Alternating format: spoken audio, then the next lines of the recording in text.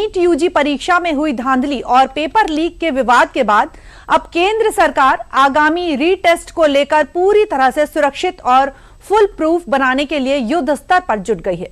आगामी 21 जून को होने वाली इस परीक्षा को लेकर सरकार किसी भी तरह का रिस्क नहीं लेना चाहती। यही कारण है कि सरकार नीट रीटेस्ट के लिए भारतीय वायुसेना यानी आईएएफ की मदद लेने पर विचार कर रही है। दरअसल गुरुवार को रक्षा मंत्री राजनाथ सिंह की अध्यक्षता में एक बेहद महत्वपूर्ण और उच्च स्तरीय बैठक हुई और इस बैठक में शिक्षा मंत्री धर्मेंद्र प्रधान और साथ ही संचार मंत्री ज्योतिरादित्य सिंधिया समेत नेशनल टेस्टिंग एजेंसी के महानिदेशक साथ ही शिक्षा मंत्रालय के वरिष्ठ अधिकारी शामिल हुए। इस बैठक में प्रश्न पत्र तैयार करने वाले शिक्षकों की सुरक्षा, पेपरों की छपाई, उनके ट्रांसपोर्टेशन से लेकर परीक्षा केंद्रों तक की सुरक्षा व्यवस्था तक पूरी प्रक्रिया की बारीकी से समीक्षा की गई है। बता दें कि सरकार का पूरा जोर इस बात पर है कि इस बार चूक की कोई गुंजाइश ही ना बचे। रीनीट के लिए क्या कुछ सरकार की तैयारियां हैं, इसके बारे में हम आपको बताते हैं। एयरफोर्स की मदद लेने पर विचार किया जा रहा है। नीट रीएग्जाम एयरफोर्स की मदद लेने पर विचार कर रहा है। आपको बता दें कि नीट यूजी परीक्षा को पूरी तरह से सुरक्षित और लीक प्रूफ बनाने के लिए सरकार का एक बड़ा कदम है। प्रश्न पत्रों को सुरक्षित परीक्षा केंद्रों तक पहुंचाने के लिए एयरफोर्स की मदद लेने पर विचार किया जा रहा है। पिछली परीक्षाओं में डाक विभाग, गृह मंत्रालय की प्रमुख भूमिका थी, लेकिन इस बार की बात करें तो इस बार सरकार वायुसेना के सहयोग से चूक की किसी भी तरह की गुंजाइश को खत्म करना चाहती है। यानी सरकार शिक्षकों की सुरक्षा, पेपरों की छपाई और उनके ट्रांसपोर्टेशन पर बारीकी से नजर रख रही है। आपको यह भी बता दें कि क्यों करना पड़ रहा है रीटेस्ट।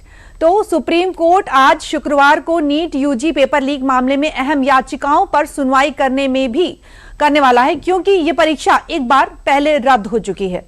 तो क्यों करना पड़ रहा है रीटेस्ट? 3 मई की बात करते हैं हम। 3 मई 2026 को 23 लाख स्टूडेंट्स ने परीक्षा दी थी।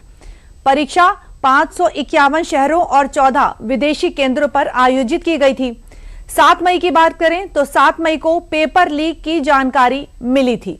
इसके बाद 12 मई एनटीए ने परीक्षा रद्द कर दी। यानी कि 7 मई को पेपर लीक की जानकारी मिली, 3 मई को जो परीक्षा थी वो शेड्यूल्ड थी, 7 मई को लीक पेपर की जानकारी मिली, उसके बाद 12 मई को एनटीए ने परीक्षा रद्द कर दी। और परीक्षा रद्द होने के बाद एनटीए और सरकार ने छात्रों के हित में कई बड़े फैसले ले लिए हैं, जिसमें यह तय हुआ है कि नीट यूजी की परीक्षा दोबारा 21 जून को कराई जाएगी। छात्रों को फिर से अप्लाई नहीं करना होगा, कोई अतिरिक्त परीक्षा शुल्क भी नहीं लिया जाएगा। यानी कि जो पहले परीक्षा शुल्क दिया जा चुका था वही अप्लाई होगा, छात्रों को फिर से परीक्षा शुल्क नहीं देना होगा। पहले से जमा फीस वापस की जाएगी। नया एडमिट कार्ड 14 जून से जारी किए जाएंगे। नए एडमिट कार्ड जो है वो 14 जून से जारी किए जाएंगे। 21 जून को रीटेस्ट परीक्षा होगी। पसंद का एग्जाम सेंटर भी अभ्यर्थी चुन पाएंगे। अगर अभ्यर्थी चाहें तो अपनी पसंद के जो सेंटर है एग्जाम के वो चुन सकते हैं। और साथ ही आपको ये बता दें कि मामले में अब तक की क्या कुछ कार्रवाई हुई है। तो नीट परीक्षा प्रश्न पत्र लीक होने के बाद इस पूरे मामले की जांच शिक्षा मंत्रालय की शिकायत पर सीबीआई को सौंप दी गई थी। सीबीआई ने विशेष टीमों का गठन कर देश भर में ताबड़तोड़ छापेमारी की। इसकी बात करें तो इनमें दिल्ली है, जयपुर है, गुरुग्राम है, नासिक, पुणे, लातूर और अहिल्यानगर जैसे शहर शामिल हैं। जांच एजेंसी ने देश भर में छापेमारी की और अब तक 13 लोगों को गिरफ्तार भी किया है, जिसमें एनटीए से जो जुड़े लोग हैं वो भी शामिल हैं। जांच में यह भी सामने आया है कि पेपर लीक का नेटवर्क कई राज्यों तक फैला हुआ था। और सीबीआई की बात करें तो उनके मुताबिक अब तक की जो जांच है उसमें प्रश्न पत्र लीक होने का जो मुख्य स्रोत है उसका पता लगा लिया गया है। यानी नीट पेपर लीक मामले में जो कार्रवाई की गई थी उसका पता लगा लिया गया है।